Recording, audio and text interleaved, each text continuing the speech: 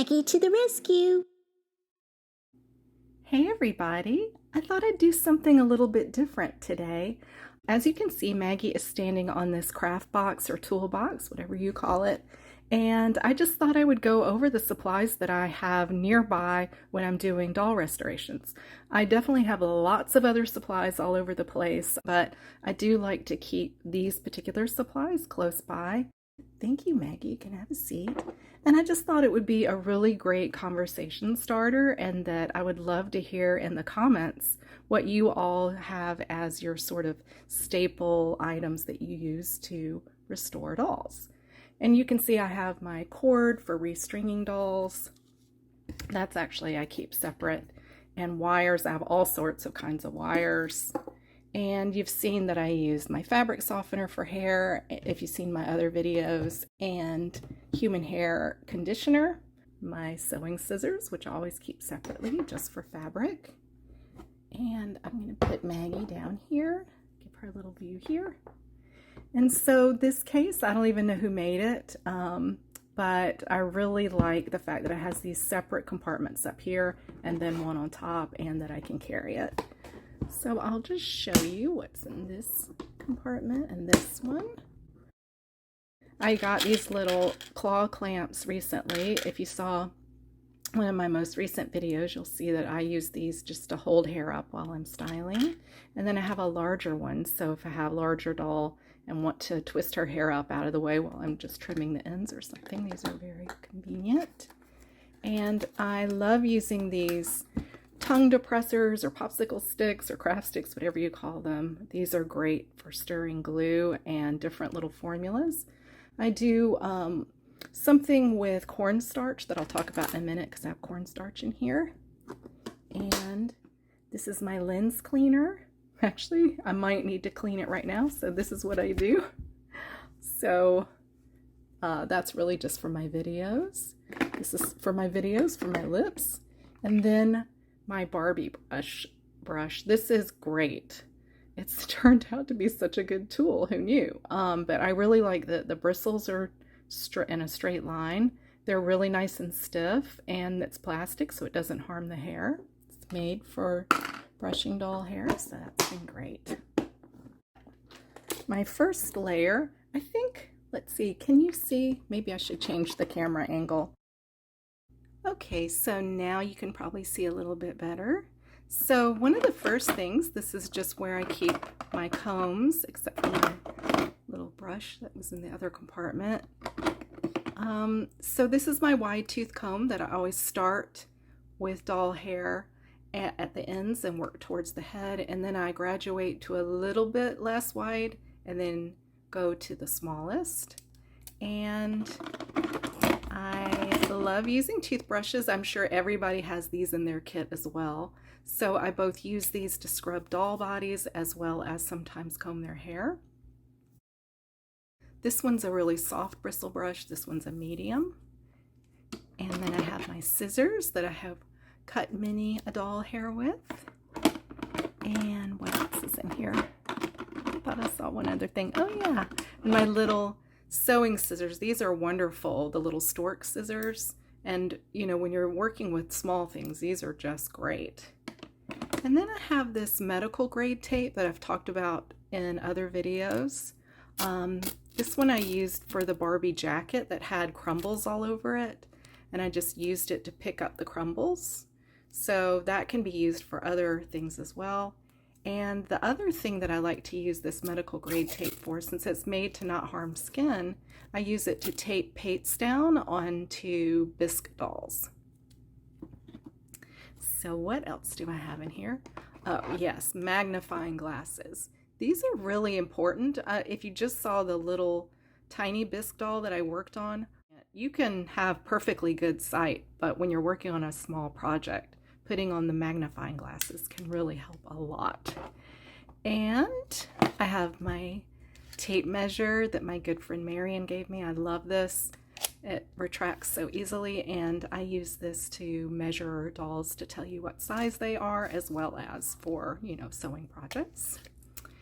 And then this is a denture cleaner that I use to clean fungus out of certain kinds of doll eyes, not all doll eyes, but this worked really well in the Chrissy restoration that I have a video of, and this is the powdered version of it. And let's see what else. Bobby pins. So these hairpins, I can't ever find them small. If any of you out there have a source for basically like doll-sized hairpins, I would love to know that source. And it's hard for me to actually find the small bobby pins, and they're quite expensive actually, but whenever I come across smaller versions, then I try to snap them up. And I think that's the first layer. And in here are the sponge rollers that I used on the Shirley Temple doll and other dolls. I need to get perm rollers because they're smaller, and so I'll put them in here when I get those. And then just standard white washcloth that I use to pat off doll hair when it's wet, and then also I like to put dolls on this and comb their hair. I also have a nice squishy mat that I like to use for that too.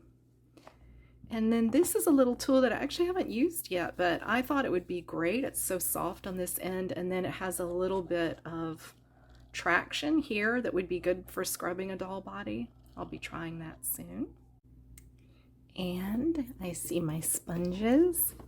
You all probably use the magic eraser to scrub doll bodies, and I love these, but only on dolls I know that they're not going to harm, and I use it really gently because a magic eraser is almost like really, really fine sandpaper. It really does have a sort of abrasive quality to it, so you got to be careful. So sometimes I like to just wet a soft sponge and use that if that will work. Oh, I have this Tide to Go pen. I don't know if you've used it. I'd love to hear how to, because in my Hello Kitty restoration, I actually did try this on it, and it didn't really make any difference, so I didn't even include it in the video. And what's interesting about these Tide to Go pens is that's the tip that you push down on the fabric, is I don't think they have bleach in them. I think it's hydrogen peroxide, so that's a little bit more like OxyClean. So if you've had good luck with this, I'd love to hear how you used it. And what else? Oh, and here's the starch cornstarch I was talking about. This is tacky glue. This isn't actually the glue that I combine with cornstarch, but with Elmer's glue and cornstarch, I've been able to make a sort of a fill-in for some bisque repair. I'll talk about that in another video, but it's been really convenient and worked well for me, but it really takes a very specific formulation, so I'll talk about that another time. And the tacky glue I've used in several videos. I love it. And let's see. Oh, and most people who repair dolls, they all have hemostats or clamps. This is excellent when you're stringing a doll, especially because it grabs the cord as you're stringing the doll, and then you can clamp it. Really important, and I'll be using these in videos soon to come. And then I just have little jewelry tools as well. These are always great for doll repair because they're smaller. Let's see what else. Toothpicks, standard for everybody's craft needs. And I like to use these to apply glue. Let's see. Okay, so this is a special stain remover for doll bodies that I'll talk about in the future. I found it to be a little bit more effective than the 10% benzoyl peroxide, so I'll do a whole video on that soon. It's hard for me because these videos they actually take me a really long time to do, but I have so many to come. But so I promise at some point I will do the one about stain removal. And I love these. I use these in one of my videos. These are so retro to me with these neon colors. Fun to use. And lots of different color elastics, especially for the fashion dolls and Barbie type dolls. and other dolls too, even antique. It's a whole big bag of them, different colors, important. And here's my little box of lipsticks that I use to rosy up the cheeks of my bisque dolls, my personal collection when I just want to warm up their cheeks. And cotton swabs. Everybody needs these, has them, so we all know how important they are. What else? Oh, and I just got these little doll eyelashes, or they're not doll eyelashes, they're human, but for humans, but I thought these would be great for some doll eyelash repair because they're little ones, but I haven't ever used these. And if you have a brand or a technique that you found works really well for restoring anything from bisque dolls to 1950s dolls to 60s or 70s dolls, I would love to hear about it. And what else? Oh, my little needle case. I need to put some more needles in this. I love this. Got it at an estate sale. And yes, my sort of corsage pins, I think is what they're called. These come in handy when I'm doing any sewing projects. So that's pretty much it. But I have so many other supplies that I use, from, you know, my pencil set to OxyClean, which I use very often, especially for antique clothes, because sometimes they come in so brown and so bad that I'm like, I've just got to try my best, because otherwise they might just be thrown out. So I use the OxyClean.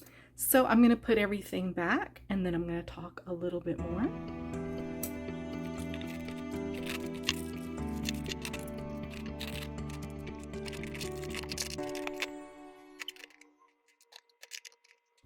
So I'd love to hear in the comments what tools you use, how you keep them organized, and what kinds of restorations you do, and we can get a conversation started. So that's it for today.